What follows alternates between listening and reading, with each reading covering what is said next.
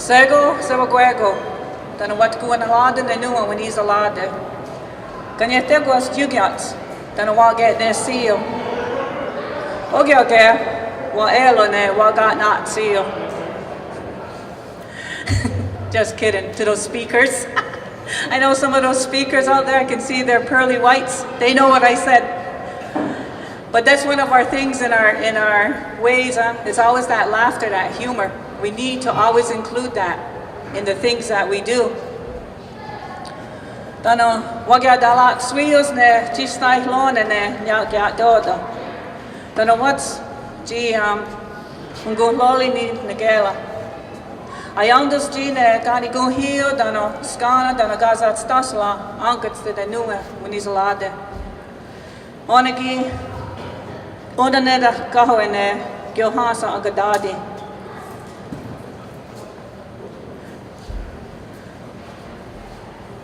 In some of my teachings, I'm just going to introduce myself to some of the people that may not know who I am.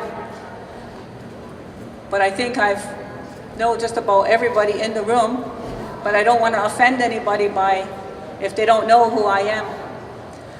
And Kanatohala that was up here yesterday, he always talked about this, how important our names are, and that we use them in the proper context.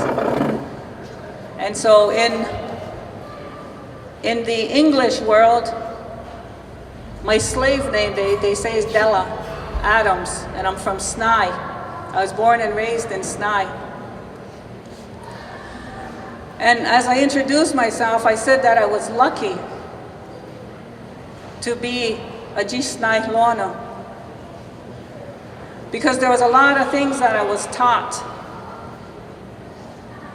And for a lot of the people, and throughout this week, we've been hearing some of the history. And some of the history in Snai is that they say a lot of our people migrated to Snai. And because of this whole Sullivan's campaign and Oswegatchie, and that when they came over here, that the Ganyankahaga people, they accepted the other nations to come in. And that they said that at that time, Snai, there was still a big piece of property over there, and nobody was really living down that way. And so they said, yes, you can come in, and this is where you can settle. So I've heard that story over and over again. And they say another thing about Jisnai Lono is that they were very Christianized people. And that at one point in our time that there was about probably 95, maybe a little bit more, of the population in Snai was Catholic people. And very strong Catholic people. I mean, practicing Catholics that would get on that bus, and I don't know if everybody or some people might remember that bus that used to go around, and it used to collect our grandmothers and our great-grandmothers and the grandchildren, and they would get on that bus and they would go to church. And so I came from one of those families. Well, two of those families actually. Because on both sides of my family was very strong Catholic people. Very strong and strict. And so in my early years, that's the way I was raised. I was raised with those teachings. And so as I started to get a little bit older, something pulled me in a different direction.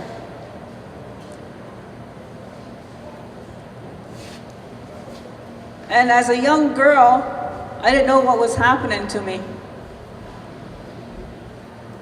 Because at that time, and if you remember that age when you're about 10, 11, that pre-puberty stages in life, you just want to be accepted. You just don't want to be different.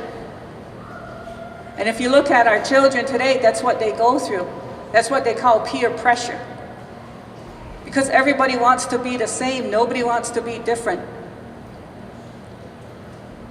You don't want to look like the oddball. You don't want to be called names. You don't want to be teased because you're different. And so it's a very critical time in our lives. But for whatever reason, today I understand the reasoning, but back then I didn't understand the reasoning. But for whatever reason, I was pulled into a different direction. And I was getting pulled into this traditional way of life.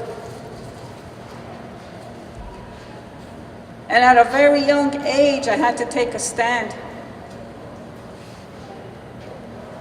And I had to accept who I was and what I was. And so at that time in my life, I had to stand up against my mother. And a lot of people know my mother. And again, she's one of those strong women too, with strong beliefs. And raised us with an iron fist. And I had to go up against her. Because in that time in my life, it was Christmas Eve. And during that time, Christmas Eve was a very big deal. Because that was that midnight mass they used to go to. I don't know if they still have it today, but they had a midnight mass, and that was a big thing. Everybody had to go to midnight mass. And so, as they're getting ready, I just sat downstairs on the couch and I continued to watch TV because somehow or another I had made up my mind that I'm not going. I'm not going. And so my mother just kept yelling at me to get ready. And so she's upstairs still getting ready, and I'm just still sitting on the couch watching TV. And when she's finally ready and the whole family's ready, she comes downstairs and she sees me still sitting on the couch and I'm not even ready. Because you're supposed to dress up and you're supposed to be dressed to a T, when you go to midnight mass. This is the time that we need to really look good. And so I'm just sitting on the couch with my sweats on and not going anywhere. And then she got right up and she pulled me off the couch. And she says, Kayana, get upstairs and get ready, I said. And in that moment, something came over me. And I stood up to her because in those days, you never, ever say no to your parents, ever. I don't care how wrong they are, you just never say no, right? And so that's the way I was raised. And so something came over me, and I said, I'm not going. And it was almost like I slapped her in the face.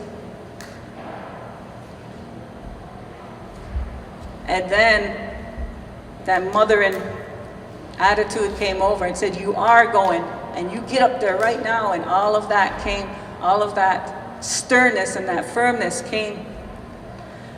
And I just stood my ground, and I was shaking. My legs were shaking, everything in my body was shaking. And I said, I'm not going. And I tried to be as calm as I could.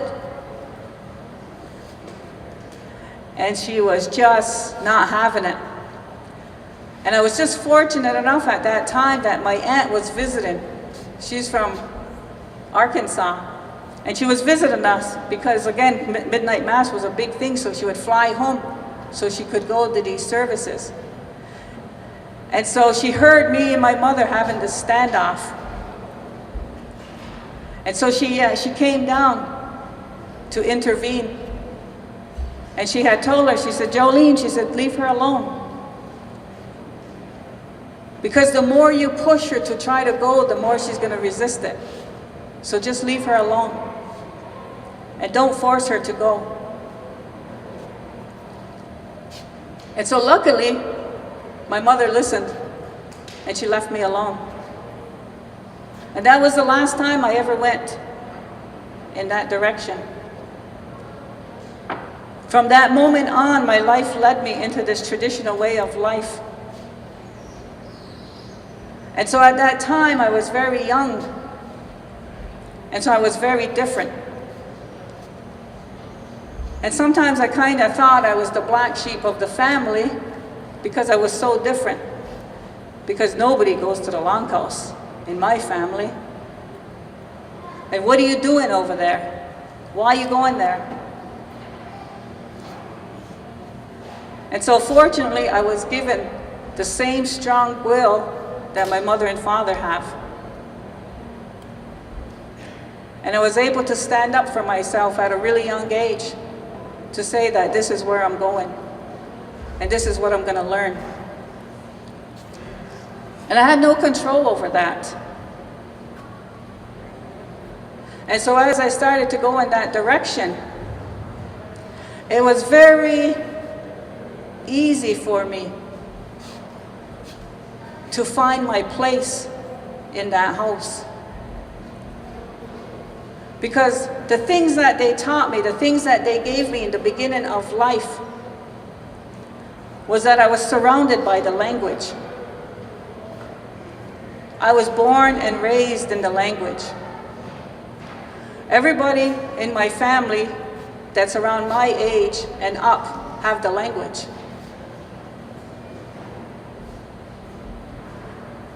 And so I was very fortunate about that. And so when I came to Ganosisne, they automatically welcomed me in because of that language. Because I had something in common with them. And so I got welcomed in. Because I hear a lot of people today, they don't feel that.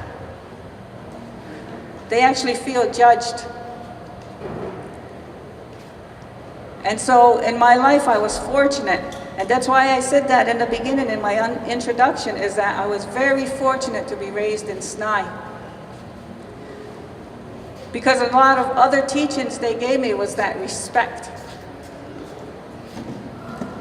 That you respect our people, and you respect our elders, and you listen to them. You listen to what they have to say.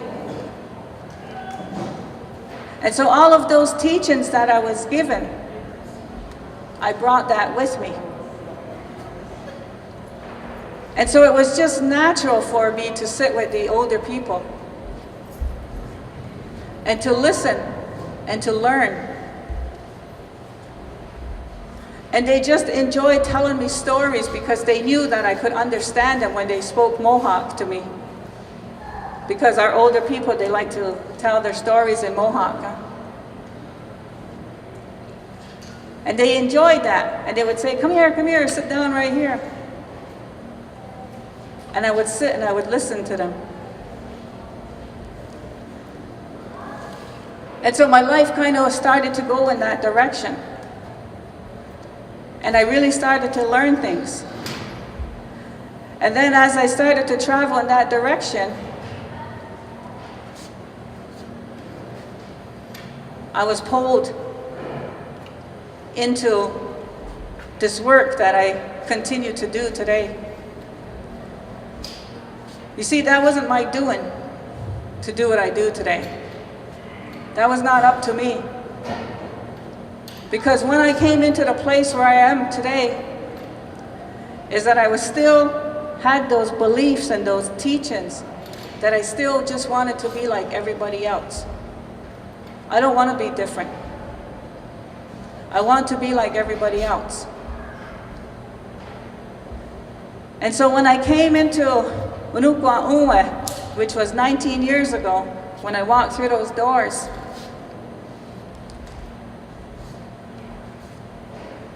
I was a very, very private person. And that's the teachings I was brought up with too. Because whatever goes on in this house stays in this house. How many people were brought up with those teachings? right? Because we don't trust each other. And so when I came to work, I still had that belief. And so Luyo and Bev did an excellent job on explaining how we're supposed to talk about these traumas that have happened to us. Because that's the best therapy we have. That's the best thing that Sagoya Dizu gave us, was that ability to be able to communicate with each other.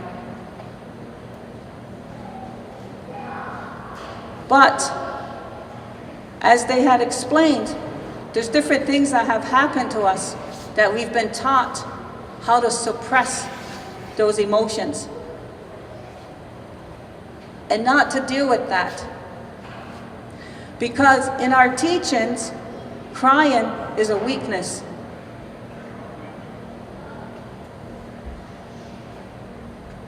How many people remember this saying in their upbringing, is that, you want to cry? I'll give you something to cry about. We were taught to suppress. We were taught to swallow those tears and that fear and that disappointment and that frustration and that rejection and that abandonment, and the list just goes on and on and on. And even on the other side of that spectrum, we were taught not to show love to each other either. We were taught not to be kind to each other, because it triggers our trust issues. Because when somebody's kind to you, what's the first thought that goes through your mind? What do you want? You're up to something, huh? You're buttering me up for a reason. You want something from me. And so that trust issue gets triggered right off the bat too. And so I had those same teachings. I was raised the same way. I was raised that I needed to be tough. And even though they said that you're a girl, you can cry if you want to. It's sociably acceptable for a girl to cry.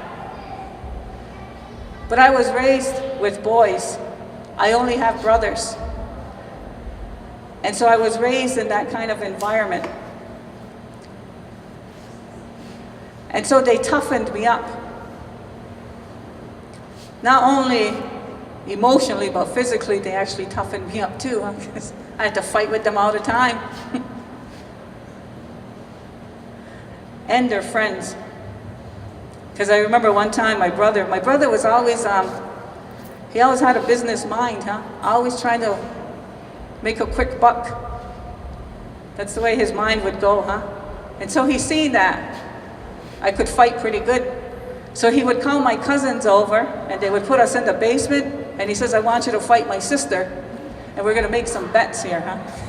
So of course he'd be racking in all of this money, he had a pocket full of money. Didn't share none of that winnings with me, but he would win all kinds of money. But that's the way I was raised. That I needed to be tough, and that I couldn't show these emotions. And so as I started to grow, and as I started to go into this area, and as I started to become a mother myself, I still had these teachings. And I taught my kids, and I gave it to them too. I gave them these same teachings. And I taught them that we're not supposed to show that emotion, and we're not supposed to show that love in public. Because you just don't do that. The elders would say that. If anybody's holding hands in public, or a husband and a wife are kind of getting too affectionate in public, they would say, hey, yatakayeliti, save that for at home. You're not supposed to do that out in public, huh? And so we were taught a lot of things like that. And so as I started to learn, and as I started to listen, because in the beginning I didn't listen, because anytime we'd have any kind of meeting or anything that had to do with feelings, I would run. And I would make all kinds of excuses. why I didn't need to be there. That, I need to go photocopy, or I need to go fax, or I need to go type out this report. Whatever I could come up with to get me away from that feeling talk. Because I was never taught that it's okay to express your emotions and how you feel. But again, something came over me, and something kept putting me back on this path. And it kept putting me there, and it kept showing me things. And eventually, because I'm just as stubborn as everybody else when they talk about our Mohawk stubbornness, eventually I gave in. And then I started to listen. And when I started to open my mind, I started to learn things. And the more I opened my mind, the more I learned. The more I learned, the more I realized that I don't know anything. And that I have to keep learning and keep learning. And one of my elders had told me that. He says, your mind is like a parachute. It only works when it's open. And a lot of our people in our community don't have open minds anymore. They don't carry that ganigunhio that we talk about. Because they have all of these traumas and all of these hurts. And it blocks their ability to be kind to one another and to love each other again. And so I listened to that. And my mind is always very inquisitive, and it always wants to know why. Della, tell me why. Don't tell me just because that's the way our people did it, and so that's the way we're going to do it. Tell me why our people did things the way they did. And I started to ask people. And I would go around, especially to our older people, and I would ask them these questions. Like, why do we do that? Why do we dance this way? Why do women have to wear skirts all the time? Why? What's our role? And so I would ask a whole lot of questions. The biggest question that I've been asked lately, probably in the last 10 years, is why can't our people just get along? Why can't we just work together? Don't they see the power that we would have if we became united?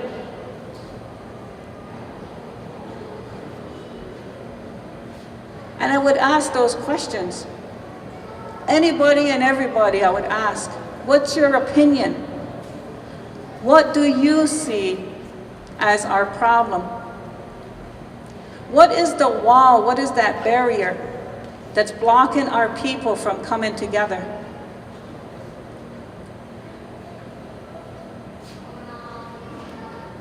And so as I started to ask, I started to learn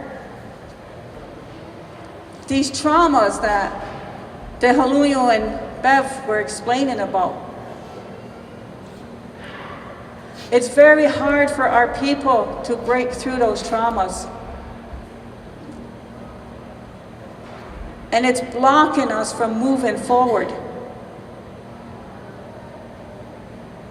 And one of the biggest emotions that we carry, which is very ironic, because typically Mohawk people are well known for being fearless, right?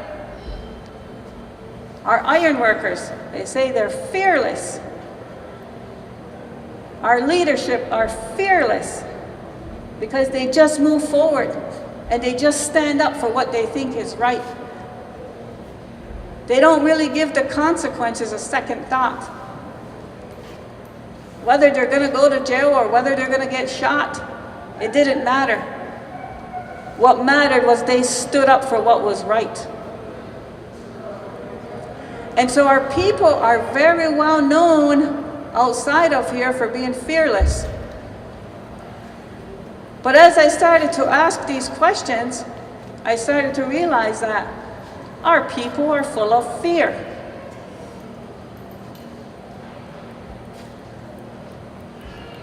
Every one of us are full of fear. And one of our biggest fears is the fear to trust each other.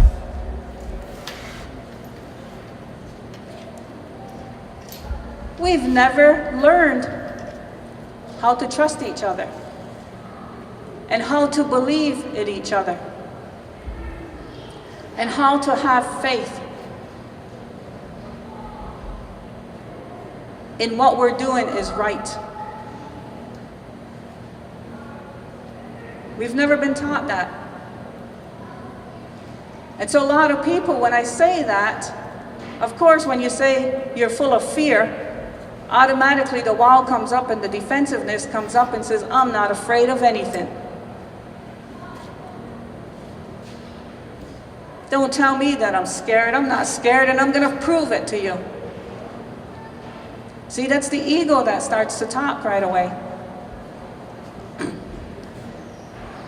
And one of the things that I've learned all of these years working in this healing field is that there's no room for the ego when you want to heal. There's no room for it. You need to put that ego to the side. Because our mind gets us into a lot of trouble.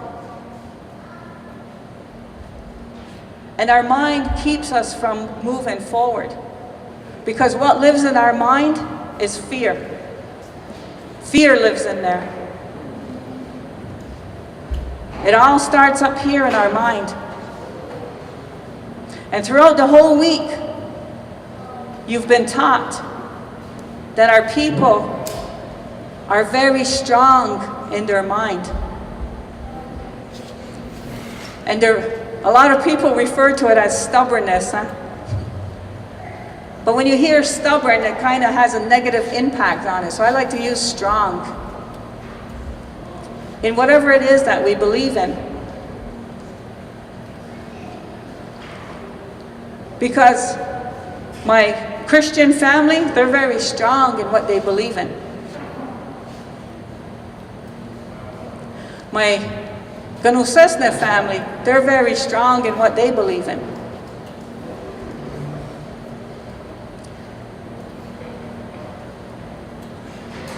And so we need to use that strength in a really good way. But we need to understand, how do we get there? How can we break through that fear to get us to where we need to be?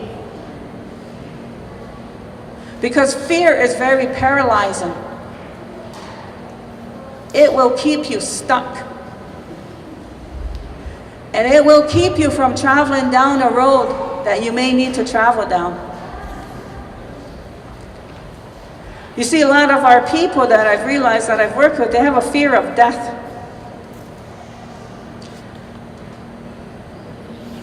And you know, no matter what they tell us, every grandparent or person that I've talked to says, that's one guarantee in life is death. But we have such a huge fear over it.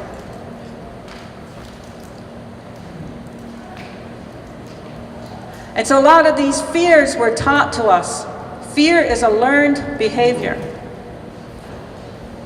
And we're given fear actually for a good reason too, and we need to use that also.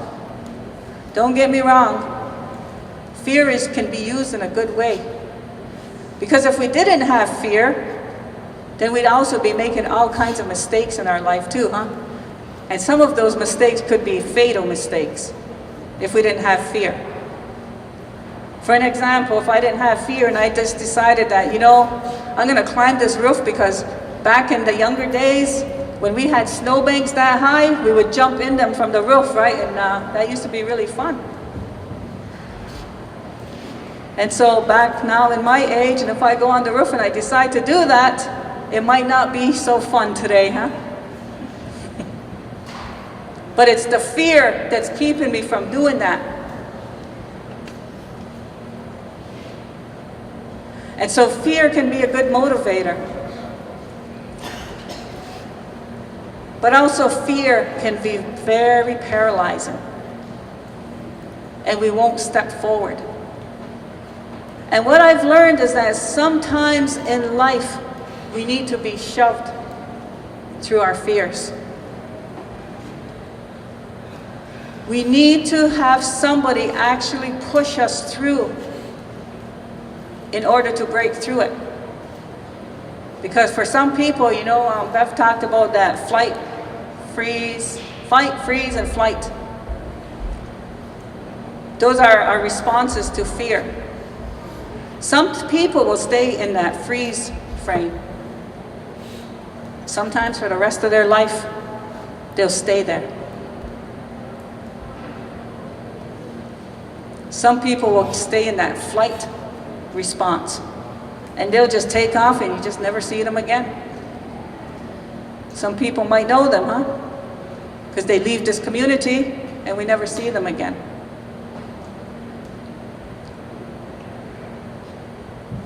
And so as we go through and we start to learn about ourselves, and we start to learn is what is these fears that's keeping us and that's blocking us from going back to what our original instructions were. Does anybody know what our original instructions were from the beginning of time? When Della, Talohiawago first created us as a human being, he gave us instructions when he created us. Does anybody know what those instructions are? Shout it out if you know. Give thanks. That's one of them. But first and foremost, our hugest responsibility as Ungwahumwe people is to love and help each other. That's our responsibility. And then this young lady says to give thanks, huh? To give thanks to all of that other creation that was also put here to help us.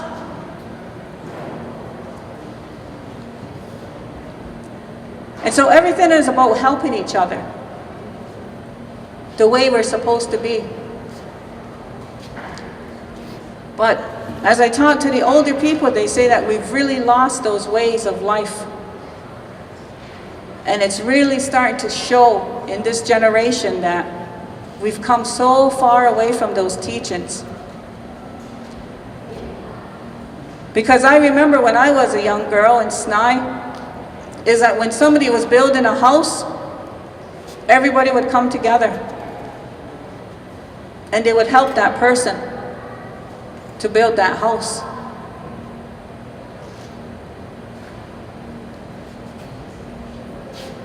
That was that gadalo they talk about. Gadalo, that friendship with each other. That respectful ways that you have with each other. That's the way we're supposed to be. And so, as I was going through my life journey here, and as I started to learn things, and as I started to teach, one of our biggest flaws we have is we like to tear each other down. They call that character assassination. Is that when somebody starts to get up and they start to speak some good words, it's just natural for our mind to start to look for the negative.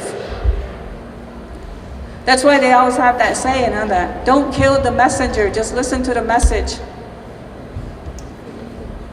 Because it's just natural for our mind to look for the negative aspect of what that person's saying. And so they say, well, who the heck is she to be talking about the Nosisne ways when she was raised with a Catholic family? And I actually hear our people say that to me. Well, you think like that because you were raised Catholic. Okay? And so they start to look for these flaws. And they start to really zero in on that. They like to focus on that. And that's human nature for our people because, again, that's a learned behavior. That's the way our people have become.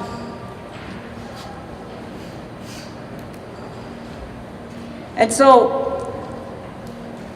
in our history, it has been shown over and over and over again. How many times our people have went astray and then we're given something to put us back on track again?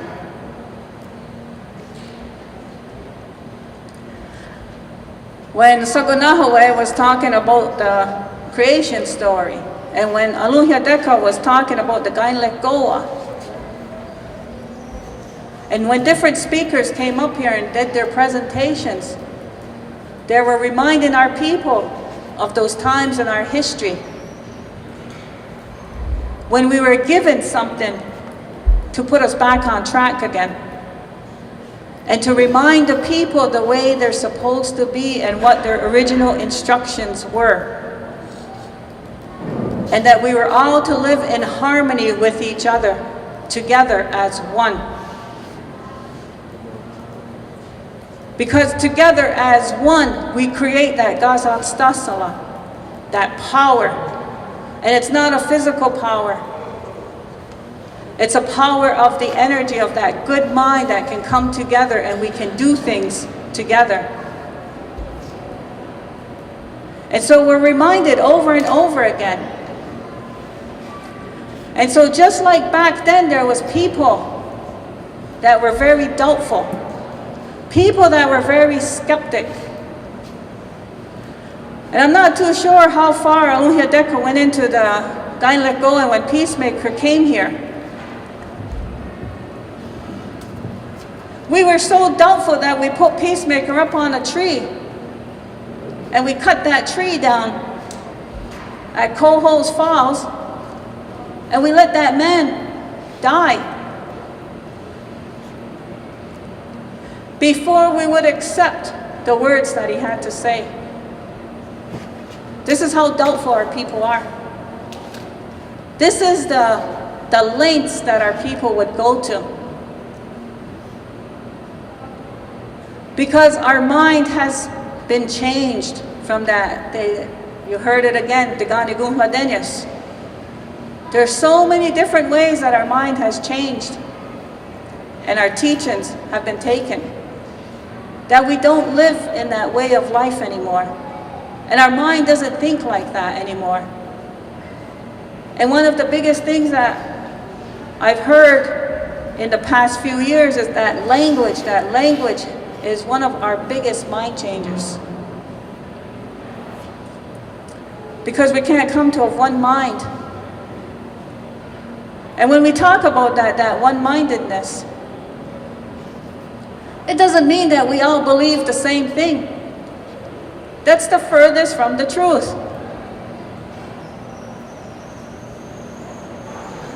Because I can't take a room full of this many people and make you all believe the same thing. That's impossible.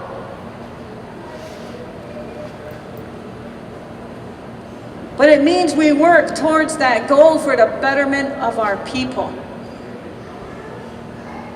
And we all work together as one. Because it's up to you as an individual to believe what you want to believe. That's not up to me. I'm not here to tell you that you should believe in a certain way.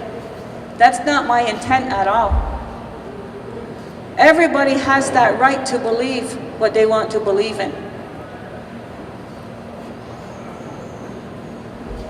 But what we don't have a right to is to work on our own as an individual, because that could jeopardize the rights of the rest of our people. And so if we want to work as an individual, that's your right too.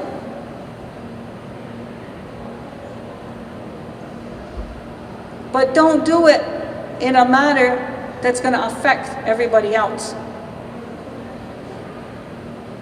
And if we go back to the emotion part on that, I'll give you an example. If we have a group of people here that's all in a really positive way of thinking, and they're all really having a good discussion, and they're working together as one, I don't have the right to come into this group of people and change the climate there and bring my negative mind and start to influence everybody else to break that up. If I want to be all mad and angry and negative, well then I'll just go off on my own until I can start to work through some of that and then come back to work with the people.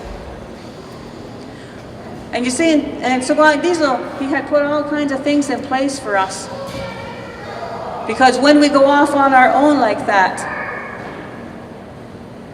there's different things in place for us. And again, I don't mean to offend anybody, but I only kind of learned the traditional way.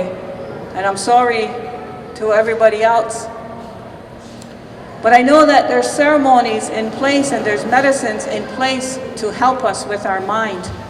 When our mind is not in a good way, when we can't carry that Ganhigun heel, there's actually medicines and ceremonies that can be prepared for you to help you through that difficult time in your life. To help you with those traumas that Beverly had laid out for you. I know there's some things in the Catholic way, because I remember my mother would say certain things, but I don't know about the other denominations, so. But I know everything is in place for us. And we've always been taught that. So God Diesel gave us everything we need. We don't lack for anything. He even has the answers out there how we can come back together as a people, as one. So that we can learn how to work together. And so how we can coexist in peace. Because no matter what denomination you talk to, that's the biggest thing we're looking for, is that peace. That Ganhigun. We're all looking for that. But we can never get there if we have Ganhigun Laksa, if that's what we're carrying.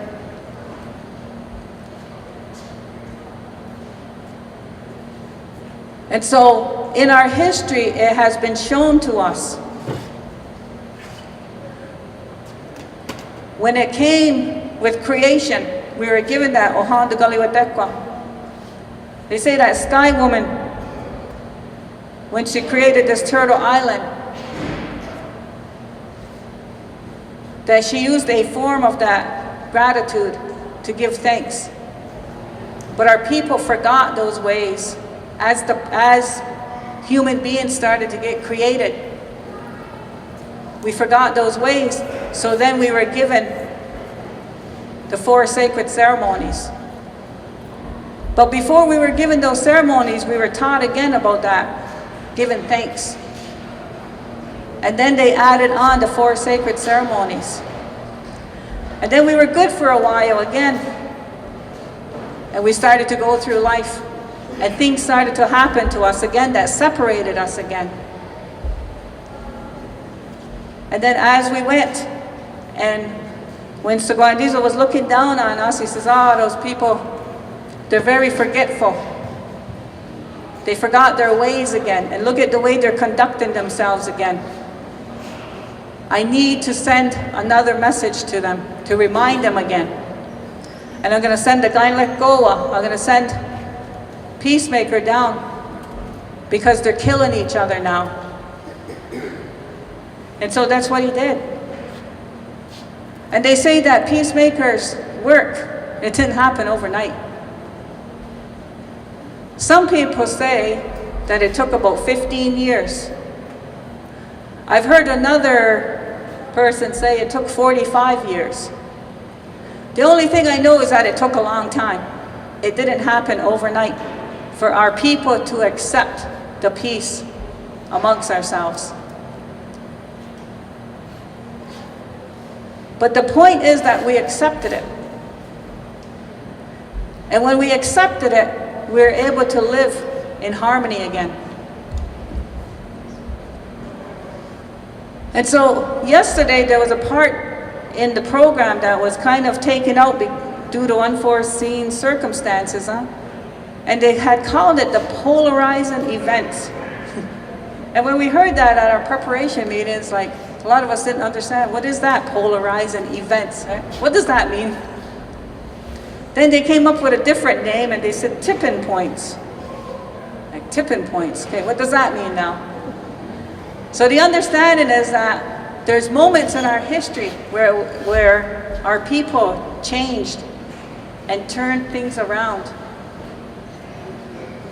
And so we didn't get to that part because there's a lot of things just in our recent history that have happened to our people where big change has come. And so I'm kind of still on the young side, and I don't really remember a lot of these things that have happened, so we were really kind of relying on some of the older ones that were there that could talk about these moments in our history. Because I don't understand the whole stories behind things. But one of the events that I was at, where I seen how this one-mindedness works, was the ice storm of '98, where it brought our people together, and how our people worked with each other so that we could all survive the ice storm, and that none of our people would starve or would freeze. We all worked together as one. That was one of the moments that I remembered, seeing that and what that looked like. And how our people put all of their differences to the side because they knew the priority at that point in our history was the survival of our people. It was a priority. But like the ice storm, the ice melted, and as the ice melted, our friendship melted. And we started to go back to the way we were. And we started to separate ourselves again. And we started to go back to those beliefs that we had and that we were taught. And so I started to look at that. And what makes us be like that? And so the mind is very powerful. Actually, a lot of our people don't give credit to how powerful your mind is.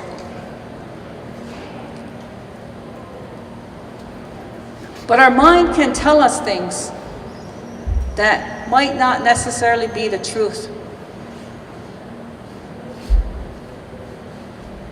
And we run with that belief. And actually, we even impose that belief on others. More than likely, it's our children and our grandchildren that we put those beliefs onto them too. And sometimes it's not even necessarily the truth. For an example, in the healing world, I've worked with a lot of people in our community. And a lot of people have this belief that they don't deserve to be loved.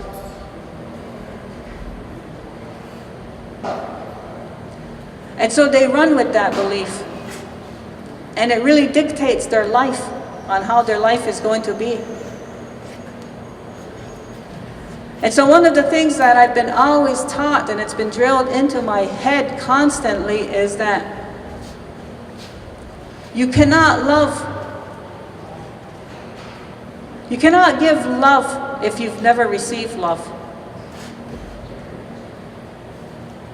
And how can you expect yourself to love anybody else when you don't even love yourself first? How do you expect that? So it's a huge expectation we put on ourselves.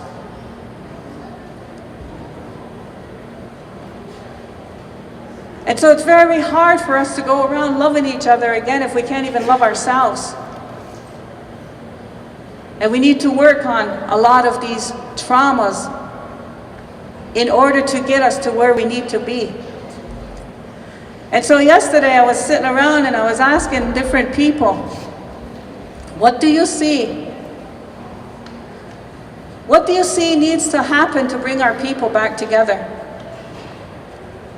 And a lot of the response is we need to talk about what had happened.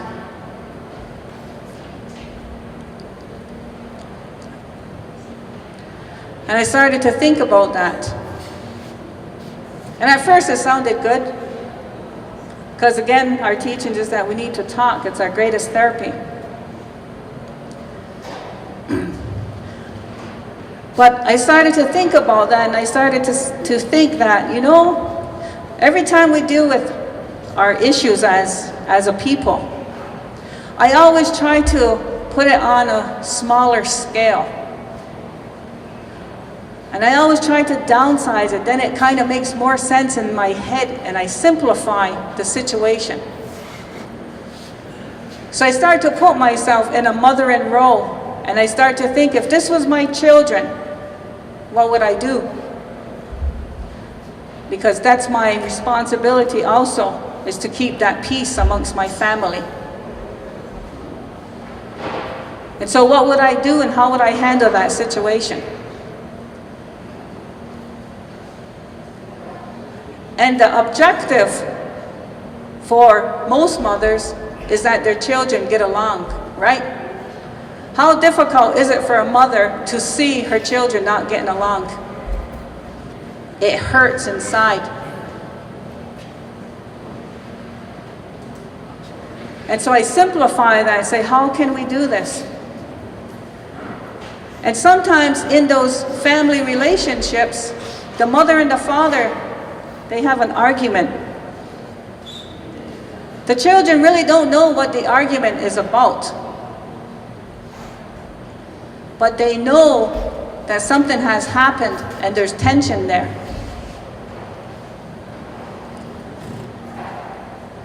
And then the mother and father eventually, sometimes within a day, sometimes days, sometimes weeks, sometimes months, they start to work through that. And then they start to come back together as one again. The children weren't really part of that discussion though, in that healing. But they benefited from the healing that has happened between that mother and that father. So I started to think about that, and I started to think that, do we really need to hear these stories? Is that going to keep that fire burning?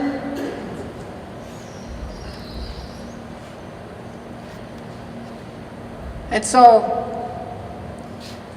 what I come to the conclusion is, yes, people need to talk about this story.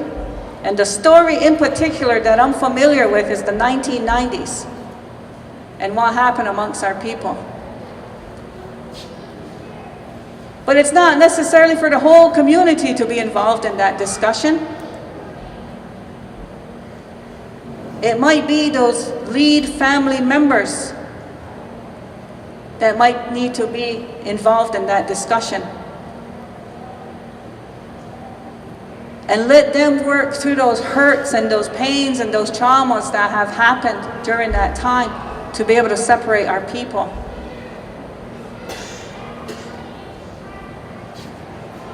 And then after that, then the children will benefit from that reunion, because then we can start to work together as one again. And so Pete's given me this sign. And I kind of knew that I didn't really know what I was going to talk about this morning. And I've just learned to go with the flow. And whatever comes out of my mouth comes out of my mouth. So I am very sorry if I offended anybody in any way. That was never my intent.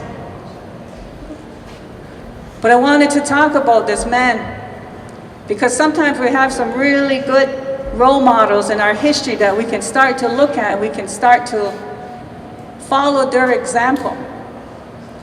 And this one man, his name was Martin Luther King. And he fought for the equality of his people. And when he would start his famous speech there, he said, "I had a dream." But he didn't have a dream. The dream had him. He had a purpose. And our people, we don't have faith in our dreams anymore. And we don't follow our dreams. But they say that's how that spirit world talks to you, is through your dreams, because that's when you're most open to the spirit world. And so I wanted to leave off by telling you about this dream that I had. And in this dream, I asked permission to use the names in my dream. And I had this dream about 4 years ago, maybe, or 5 now. And so the details are kind of a little bit sluggish now. I don't really remember all the details. But in this dream, I was doing a workshop. And for a lot of people, you know, that's kind of one of my biggest things I like to do is workshops, because I like to gather our people together. And so in my dream, I was doing this workshop. And this building was a big building, and we were all gathered there. It was filled. There was lots of people in this building. And there was a room similar, kind of like this over here, where it was blocked off. And I was in the middle of this workshop, and I'm usually the one that's kind of behind the scenes, kind of running around and making sure everybody has what they need. And so this was no different. And so in this workshop that I was coordinating, I ran off, and there was an office back there. And that's where I ran to. And I was trying to hurry up and get some papers photocopied so that everybody in the audience could get a copy of what these speakers were talking about. And so I ran back there. And when I ran back there, somebody came through the door. And they had 2 puppies in their arms. And the puppies were dead. And they said, "Here, you need to take care of these." And I'm like looking like, what am I going to do with these? Can't you see I'm busy? I don't got time for this. But they were very insistent that take care of these puppies.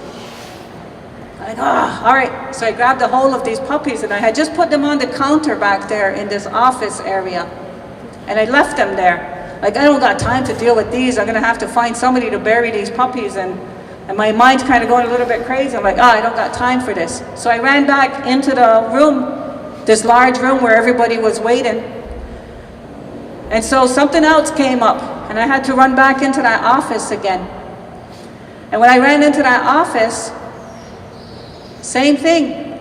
I was faxing or photocopying or doing something, and I looked, and the corner of my eye, I seen these puppies. And what had happened was, these puppies, I thought, kind of moved a little bit. And I'm just like, that's weird. They're supposed to be dead. But I didn't have enough time to pay attention to them, so I ran out of that room again, and I come back to this workshop. On the 3rd time, I had to go back into this room again. When I went into this room, now these puppies really caught my attention. Because what was happening now is these puppies, I watched, and this one puppy would lick the other puppy. And when he licked the other puppy, that part of his body would come to life. And then he would lick another part, like if he'd lick his paw, then that paw would come to life and it would start to move.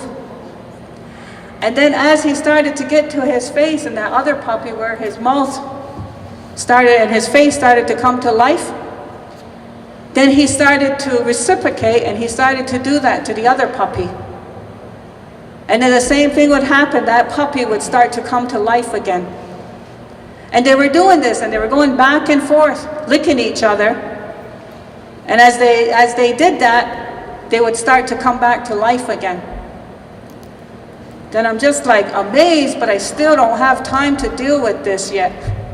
And so I ran out of that room and I came back into this large area of people. And when I got to the center of this room, there was two men sitting there. And they had a bench in the middle of them, somewhat similar to those benches you'll see at Ganosesne. They had this bench in the middle. One of those men was Loran. And the other man, I'm going to use Eddie, because I didn't get permission to use the other man's name. So I'm going to use Eddie in lieu of this other man. But the point was, these two men, they stood for something very strong. And so when I came and I got to the middle and I was listening to Loran and to Eddie talk, and they're talking Mohawk, and I'm listening very carefully. And what they had was they had some buckskin on that bench. And they're saying we need these 3 words. The young people are going to need these 3 words. And we're going to have to put it in this bundle. And we're going to bundle it so that the people never forget these words. And so him and Eddie are agreeing. They're like, yes, that's very important. Put those in this bundle. And there was other things that they were putting into this bundle. And then they wrapped this bundle up. And then they said, okay, now tell the people. Tell the people it's time to work together now. Because what we have to do is we have to move this lodge. And this was a big lodge. This building was like the size of this building here. But what it reminded me of was the inside of a sweat lodge, because I could see the ribs. And as I'm looking at this, maybe this is my dream, I'm not sure. But I could see the ribs like that. And he said, now tell the people to go to that corner of this lodge. And when we count, on the count of 3, we're all going to work together and we're going to lift this lodge. And so we did that. We all went to the corner and said, okay, lift. And we all lifted this lodge and we moved this lodge a little bit. Then they said, okay, now come to the other corner. Now lift this part of the lodge. And we did that again. And so we did that. And we kept working together because we needed to move this lodge to safer grounds. And so I thought about that dream. I'm like, wow, there were so many messages in that dream. And for the life of me, as I was dreaming, I knew I was dreaming because I said, I got to remember these words. I got to remember these words. When I woke up, I couldn't remember the words.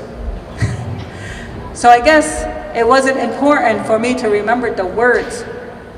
What I needed to focus on is what was happening in that dream. And what it showed me was that healing needed to happen. That we need each other.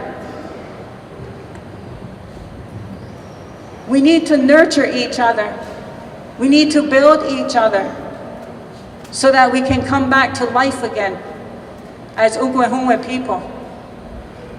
And that we can work together to move mountains if we have to.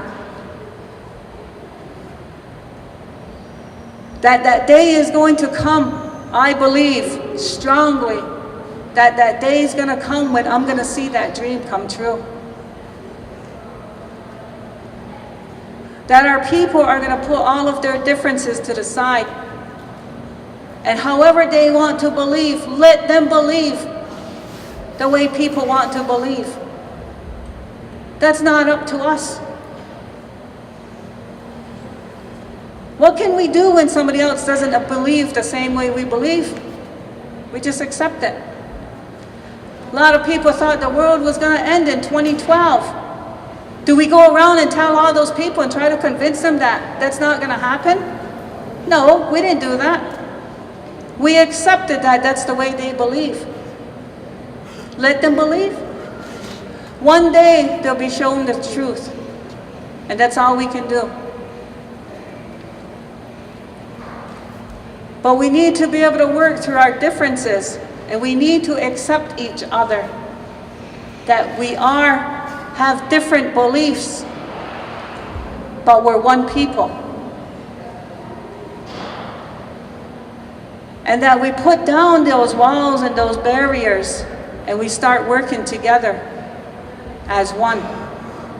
Because we have the power to be able to create our own happiness. We have the power to make our life beautiful again. So let's use that power in a good way so that we can unite as one people again. One people, one nation, one fire. But a whole lot of different beliefs.